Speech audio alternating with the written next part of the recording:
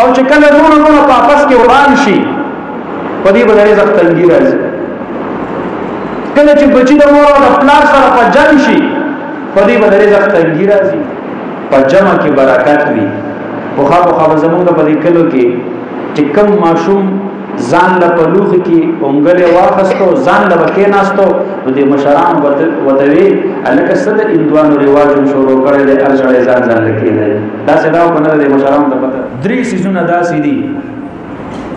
چې د قران او سنت نه دا خبره ثابته ده اغه سره په رزق کې برکت او فراخي راځي او زمونږ استاد کورونه کې هغه درې وړ سيزونه ختمېدو طرف ته روان دي هغه کم دي یو صله رحمی ده رشتہ داری پر رشتہ داری کې گزاره کول دي ضرور خبره برداشت کول د خور خبره وړل د مور او د پلار قار درد او غصه برداشت کول د تر د ماما د کاکی او د ترور دغه خبرې چې کم دینو برداشت کول د وراره د خوري د خورزه د وريره د ورندار د تندار دا ټول د رښتې دي پدې کې گزاره کول کوم سړی چې د خپل رشتہ دارو سره گزاره کوي نبی علیہ الصلوۃ والسلام فرمایي د پر رزق کې به الله فراخي او برکت راولي من احب ان يبسط له في رزقه فليصل رحمه قال رسول الله صلی الله علیه وسلم او چې کله رونه په آپس کې وران شي پدې به رزق تنګي راځي کله چې بچی د مور او د پلار سره په جنگ شي پدې به رزق تنګي راځي کله چې خپلوان په خپلوي کې د یو بل سره مشتو غریبان شي پدې کې به رزق تنګي راځي دا څنګه وایم دا جناب نبی کریم صلی الله علیه وسلم فرمایي او دویم سیس چې هغه سره په رزق کې فراخي راځي هغه د بیوسا د ناچارو خلقو برخه کول په خپل رزق کې د شلو ګډو یتیمانو کندو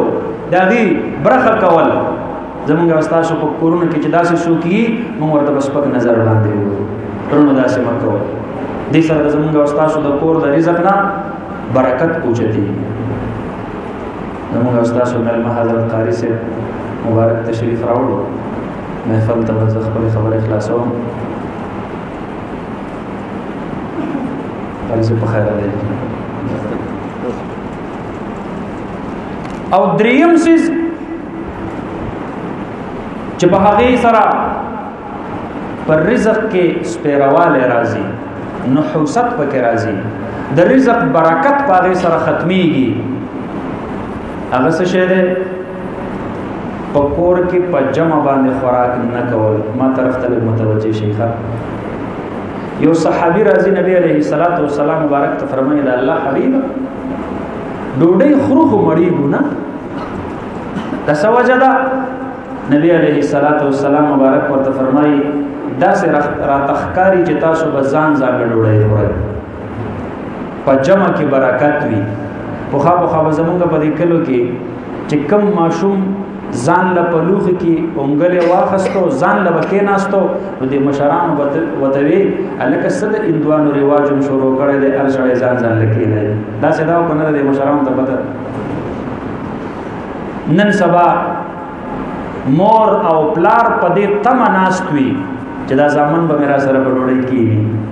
نو پسړه کې مې یو څو خبرې دي دا ورته په دې ډوډۍ کې وکما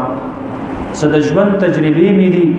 د شپېتو او یاو کال تجربه کار سپینګیره را سره پکور کې وی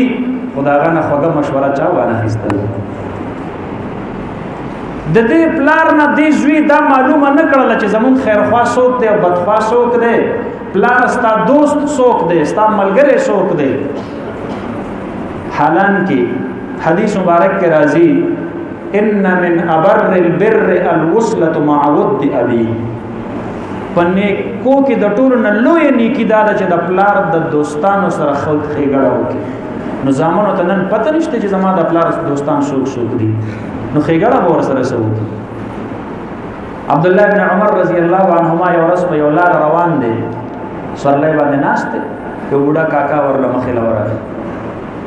حدیث صحیح دی د مسلم شریف زر د خپل سورلای نه راکوش عبد الله ابن عمر رضی الله عنهما اول خپل پټکې راواغستل او د هغې بوډا کاکا په سر یې کېښودو او بیا یې خپل صادر د هغه نه تاو کو او بیا یې هغه خپله سورلي هغه ته پرېښودله وی دا 3 وړه تاله ما درکړل نو یو ملګری ورته وایي وی ډېر سخي دي د ځان نه دی جوړ کړی دا خو غریب بانډجي اعرابي سړی دی یو څیز به دې ورله هدیه کړی او پوره به وه نو دی ورته وایي وي تا ته پته شته دی دا زما د پلار عمر ابن خطاب دوست دی او ما د نبی علیه السلام نه اوریدلی دي چې په نیکو کې د ټولو نه لویه نیکي د پلار د دوستانو سره ښېګړه کول نو نن سبا څوک پلار سره کینی نه چې ته نه معلومه کړي چې ستا دوستان څوک دي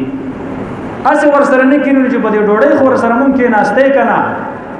نو دې ځوانانو وروڼو ته مې وایم چې په خپلو کمرو کې د ډوډۍ خوړلو په ځای د مور او د پلار سره یو ځای ډوډۍ ته کښېنئ